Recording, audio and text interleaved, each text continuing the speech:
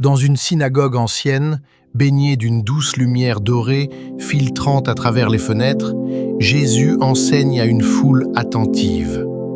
Sa voix est calme, mais puissante, comme une source d'eau vive qui apaise les cœurs assoiffés. Les visages sont tournés vers lui, captivés par ses paroles pleines de sagesse.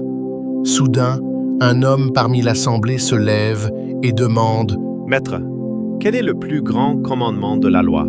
Son ton est sérieux, il veut connaître ce qui est vraiment essentiel aux yeux de Dieu. Jésus répond avec un regard plein de tendresse. « Tu aimeras le Seigneur ton Dieu de tout ton cœur, de toute ton âme et de toute ta pensée, et tu aimeras ton prochain comme toi-même. » Ces mots résonnent dans la salle comme une vérité simple mais profonde. Il poursuit avec passion. L'amour véritable ne se limite pas à de beaux discours. Il se démontre par des gestes, par un cœur prêt à se sacrifier pour les autres. Les auditeurs hochaient la tête, touchés par la force de ses paroles. Pour que son enseignement soit clair pour tous, Jésus commence à raconter une histoire. Un homme descendait de Jérusalem à Jéricho. Sur la route, il fut attaqué par des brigands. L'assemblée écoute, le souffle coupé. Les voleurs le dépouillèrent, le frappèrent et le laissèrent à moitié mort sur le chemin, avant de disparaître. On entend presque le silence lourd qui règne dans la synagogue, comme si chacun voyait la scène devant ses yeux. Par hasard, un prêtre descendait par ce même chemin. Les auditeurs savent que le prêtre est un homme respecté. Mais lorsqu'il vit l'homme blessé, il détourna les yeux et passa de l'autre côté. Un murmure de surprise traverse la foule. De même, un lévite arriva. Il s'approcha, regarda, mais il continua son chemin sans aider. La tension monte dans les cœurs. Comment peut-on ignorer quelqu'un qui souffre ainsi?